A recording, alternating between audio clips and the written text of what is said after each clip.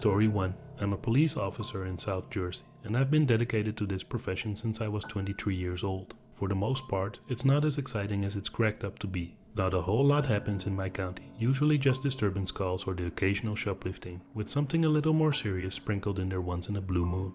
Over the years, I've experienced every possible shift imaginable, from the quiet day shift to the eerie night shift. It was during one of those night shifts that something truly bizarre occurred. I was cruising down a desolate road, engulfed by darkness. There were no streetlights, and dense woods flanked both sides of the road. Suddenly, I caught sight of tail lights reflecting on the grassy verge to my right. As I drew nearer, I noticed that the driver's side door was ajar.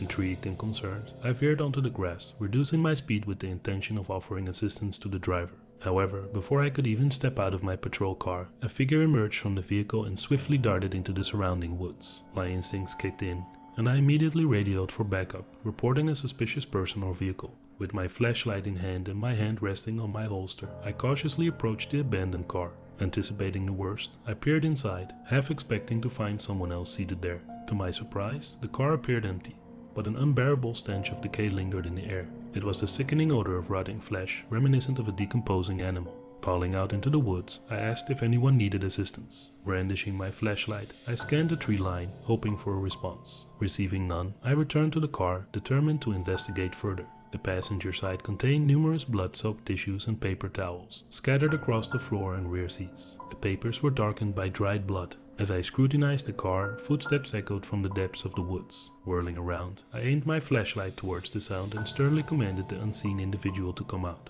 Though I couldn't see anyone, I knew that someone was hiding there, for I heard a deep, mysterious voice emanating from beyond the trees and shrubs. The words were incomprehensible, leaving me unsettled. With an air of caution, I inched closer, repeating my demand for the hidden person to reveal themselves or indicate if they were injured. Silence enveloped the surroundings, save for the rustling of leaves and the beating of my heart. No response came forth from the enigmatic voice, which didn't sound like that of a person in pain or distress. Furthermore, why would they run into the woods upon spotting a police car? Something was off, and my senses told me to remain vigilant. Returning to the car, I urgently called for backup, conveying the possibility of a murder and the need for immediate assistance. To aid the arriving officers in locating me, I activated the lights on my cruiser, illuminating the area. When backup finally arrived, we embarked on an exhaustive search of the woods, hoping to find any potential blood trails or clues. Yet, to our dismay, there was nothing. Not a single drop of blood, no sign of a struggle. It was as if the car had materialized out of thin air, leaving no trace behind. Eventually, the K9 unit was summoned, intensifying the search efforts. Hours upon hours were spent scouring every inch of the woods, but the elusive person remained elusive, leaving us bewildered. As the night grew older and the moon cast eerie shadows, we reluctantly accepted that our pursuit had yielded no fruitful results. Despite our best efforts, the mysterious driver seemed to have vanished without a trace. We secured the abandoned vehicle, discovering that it had been reported stolen by a resident of a nearby town. This individual claimed to have no idea who could have taken their car. Our investigation deepened as we examined the car for any possible clues. It was during this process that I made a shocking discovery that nearly caused me to lose my composure. Hidden amidst bloodied paper towels, I found something heavy and wrapped. With gloved hands, I carefully unraveled the blood-soaked material, only to reveal a severed hand. The sight sent a chill down my spine, as the hand was completely coated in dark red blood. The situation escalated from a mere suspicion to a full-blown murder case. Fear and urgency gripped me as I swiftly informed my colleagues through the radio. I emphasized the need for immediate backup, emphasizing the potential gravity of the situation. To ensure the safety of fellow officers and enhance visibility, I activated the flashing lights on my cruiser, casting an eerie glow in the surrounding darkness. As additional units arrived, we formed a cohesive team, determined to solve this puzzling and gruesome crime.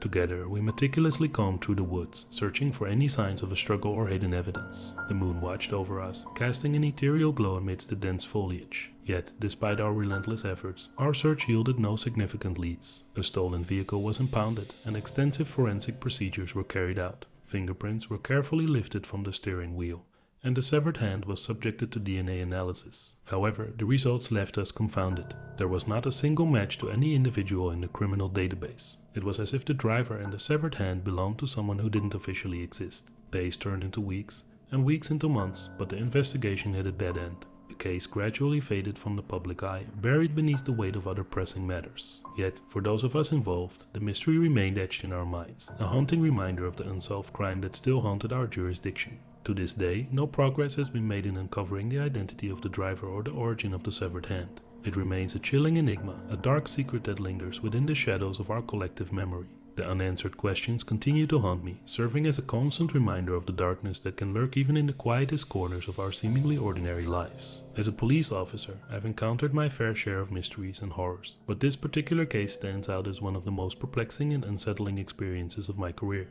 It serves as a stark reminder that evil can exist in the most unexpected places, and that sometimes the truth remains hidden, forever eluding our grasp. As Story 2, my partner and I are part of a specialized unit in the sheriff's department that handles tethers or ankle monitors. One night, we were on the hunt for someone who had absconded from the program. We followed her last known location, which led us to a rather shady area in our county. Little did we know that this particular stop would be far from routine. It would unravel a nightmarish series of events that would haunt us for years to come. As we approached the house, my partner took the lead and walked towards the front door. Meanwhile, I positioned myself at the side of the house, keeping a watchful eye on him and the surroundings. Upon knocking on the door, we heard shuffling sounds emanating from within. The door creaked open, revealing a middle-aged woman who peered out, her eyes locking onto mine. It sent a chill down my spine. There was no way she could have known where I was standing. I wasn't within the view of any windows facing the front or side of the house. Something felt off right from the start. Typically, when someone answers the front door, they address the person standing right in front of them, not someone hidden from view. We asked the woman if she knew Camille, the person we were searching for. She muttered something incoherent, indicating that Camille was indeed present. It became evident that this woman had some significant mental health issues, and Camille was likely her caretaker. Despite the eerie atmosphere, we decided to proceed with our search of the house. As we moved through the rooms, the woman remained on all fours, incessantly calling out for Camille, never once getting back on her feet. It was a disturbing sight, and we couldn't shake the feeling that something wasn't right. Darkness cloaked the outside world, and the house itself had a peculiar ambience. The single light inside illuminated sparsely, and there were no signs of modern technology, no TVs, no electronics whatsoever. The layout of the house added to the unnerving experience. It was an older style home with multiple bedrooms spread across 2 floors. Strangely, every time I left a room, it felt as if I entered a part of the house I had never been in before. It was as if I had stepped into a different dimension, where the layout defied logic. To my astonishment, the woman would occasionally appear behind me, silently trailing my every move. Doubts began to surface, questioning the reality of what was happening. How was any of this possible? It was as though the house itself was playing tricks on us, warping time and space. At one point, we ascended the stairs, expecting to find more bedrooms or perhaps a bathroom. However, the door initially refused to yield. It seemed to be sealed shut, as if it had been painted over, with dry paint filling the seams. But with some effort, we managed to open it, only to be greeted by an attic filled with insulation. It was a stark contrast to our expectations. I couldn't help but recall scenes from the movie Paranormal Activity as we explored the attic. It resembled a chilling moment when the character discovers a hidden picture in the insulation. Here, too, we found nothing but storage space, insulation, and an old-fashioned light bulb dangling from a string.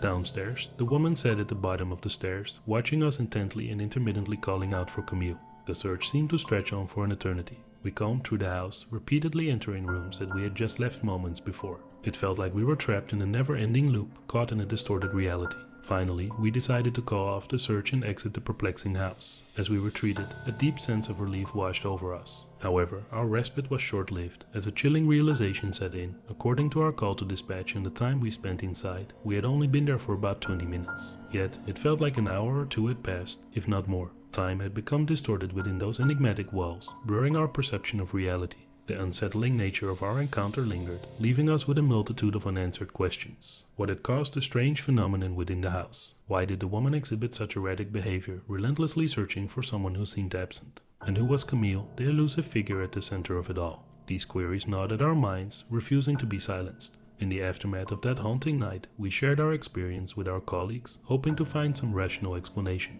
Yet, to our surprise, no one else in the department had encountered anything similar. It seemed as though we had stumbled upon a unique and deeply disturbing occurrence, one that defied the boundaries of logic and reason. As time passed, the memory of that night haunted us, casting a shadow over our every step. We couldn't help but wonder if there was something inherently evil within those walls, something that fed off fear and confusion. The house stood as a silent sentinel, guarding its secrets with a sinister grip. To this day, we have not dared to return to that house. It remains untouched, an enigmatic relic of the inexplicable. The woman and her connection to Camille remain an unsolved mystery, buried within the depths of our shared trauma. In our line of work, we encounter countless horrors and inexplicable phenomena, but this particular incident stands out as an anomaly, a chilling reminder of the unseen forces that may lurk beneath the surface of our everyday lives. It serves as a cautionary tale, reminding us that not all darkness can be easily explained or contained. As police officers, we strive to protect and serve, to bring justice and order to the world. Yet, there are moments when the veil between the known and the unknown grows thin, revealing glimpses of a reality beyond our comprehension. In those moments, we are reminded of the fragility of our existence and the limits of our understanding. The house with its twisted corridors and unsettling aura will forever remain etched in our minds, a testament to the inexplicable, a reminder that there are mysteries in this world that may never be unraveled. And as we continue our duty, patrolling the streets and facing the unknown, we carry the weight of that night with us, forever changed by the horrors we witness within the confines of that eerie house. Story 3, in the heartland of Georgia, where tales are scarce, my family and I resided. Little did we know that an eerie and haunting story would unfold, leaving us grateful that such occurrences were rare in our tranquil corner of the world. Amongst us was my cousin, known to all as Bob, a bright-eyed and optimistic police officer. He entered the force with a genuine desire to make a difference and uplift the lives of the people in our community. However, his path took a grim turn when a distress call led him to a house nestled between Macon and Roberta, a place long believed to be abandoned, as the state of the house attested. As Bob recounted the incident, he described an older gentleman seated on the front steps, his hands buried in his pockets. Tears streamed down the man's face as he sobbed, muttering incomprehensibly about the horrors he had witnessed. Bob and his fellow officer approached the distressed man, attempting to gather information, but his words remained unintelligible, a jumbled mess of despair. Realizing the man was incoherent and traumatized, Bob's partner called for backup while Bob, his heart pounding, made the decision to enter the house, his gun drawn. The stench that greeted him as he crossed the threshold was overpowering, a putrid odor that assaulted his senses. The kitchen and living room were in utter disarray, revealing the telltale signs of hoarding, a sea of pots and pans stacked almost to the ceiling, spoiled food strewn across the table, and takeout containers scattered haphazardly across the floor. Following protocol, Bob called out, hoping for a response. But silence reigned within the house, despite his training and years of experience. His heart raced, the tension mounting. With gun in hand, he ventured into the living room, finding no sign of life. As he traversed the hallway, the foul smell intensified, growing increasingly unbearable. Summoning his resolve, Bob covered his mouth and nose and braced himself as he opened the door to what he suspected to be the bedroom. There, on the bed, lay two corpses, gray-skinned and swarmed by flies. The faces of the deceased already showed signs of decay, and the flies flitted in and out of their open mouths, perching on their lifeless eyeballs. As Bob mustered the strength to examine the female corpse, his horror deepened as he discovered she cradled a small, lifeless body, an infant. It was a sight that would forever haunt him. The depths of his torment were further plumbed when a large cockroach emerged from the baby's mouth, triggering an instinctive reaction. Bob bolted from the room, stumbled outside, and emptied his lunch onto the very steps where the weeping man had been sitting. Finally, as backup arrived, a more thorough investigation unfolded. The older man, whom Bob and his partner had encountered earlier, turned out to be a former colleague and friend of the deceased couple. They had worked together at a peach packing company. Alarmed by his friend's absence for over a week, he had visited their house, unwittingly stumbling upon the gruesome scene. The tragic story that unfolded pieced together a tale of addiction and despair. The husband and wife had succumbed to the grip of opioids after undergoing a medical procedure. Their reliance on painkillers spiraled out of control, leading them down a treacherous path of heroin abuse. Their neglect resulted in the death of their young daughter, a mere toddler. The discovery of their lifeless child shattered their remaining sanity, prompting them to choose a devastating final act, ending their own lives. The coroner's report revealed lethal levels of heroin in both their bodies, a testament to the depths of their desperation.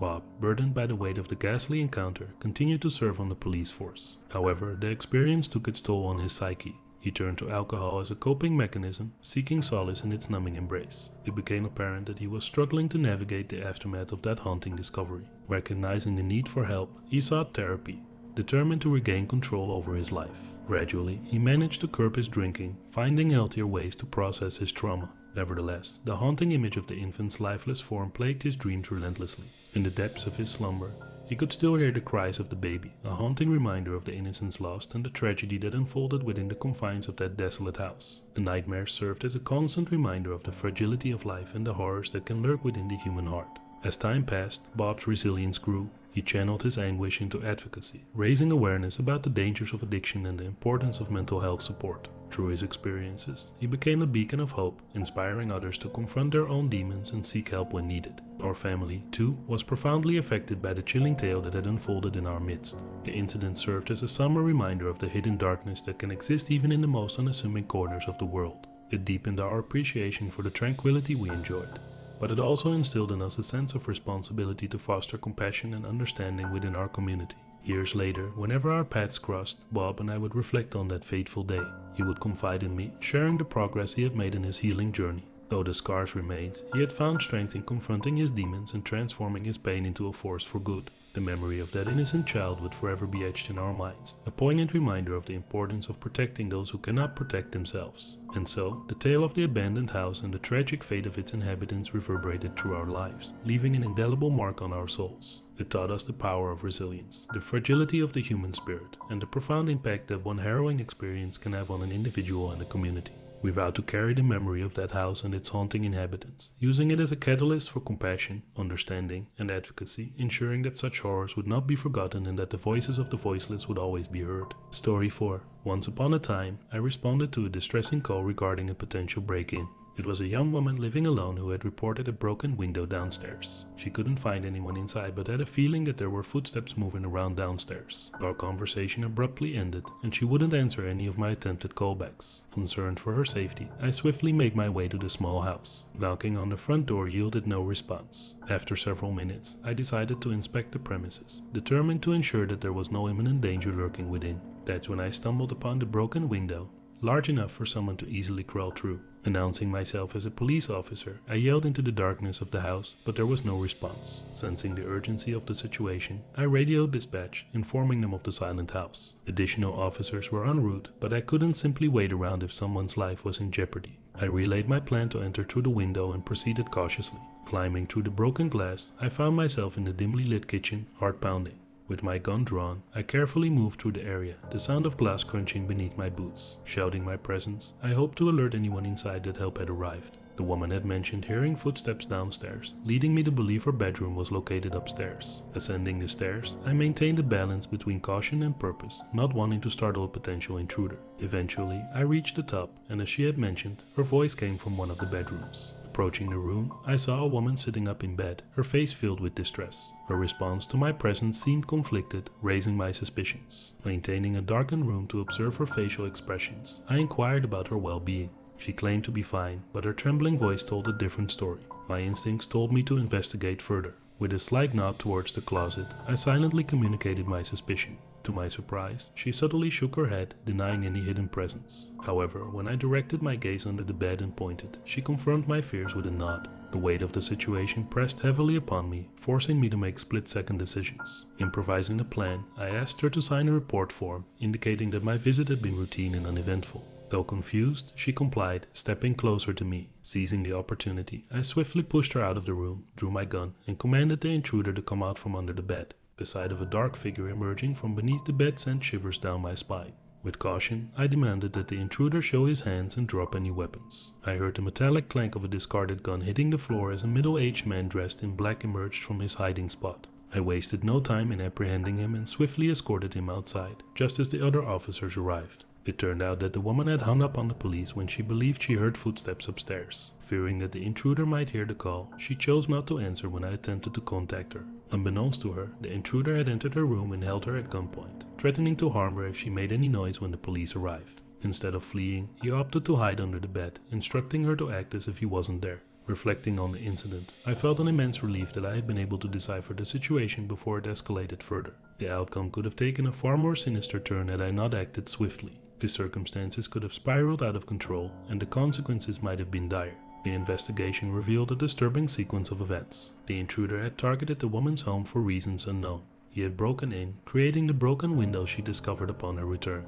However, his intentions were not solely limited to theft. He intended to inflict harm and instill fear. As I interviewed the woman, she tearfully recounted her ordeal. The intruder had entered her room, brandishing a weapon and threatening her life. He demanded her silence, exploiting the impending police response to maintain control over her. It was a calculated and chilling tactic designed to exploit her fear and the arrival of law enforcement. Throughout the conversation, she revealed the trauma she had experienced. The mere sound of footsteps downstairs had sent her into a state of panic. The intruder's presence and the imminent danger had robbed her of the ability to trust her instincts fully. She had clung to the hope that help would arrive, even as she navigated the treacherous path of deception under his watchful gaze. The arrest of the intruder provided a sense of relief, but the lingering effects of the traumatic event weighed heavily on both the woman and myself. It was evident that she had endured a harrowing experience, one that would leave lasting scars on her psyche. In the aftermath, I made it a priority to connect her with the necessary resources, ensuring she received the support and counseling required for healing.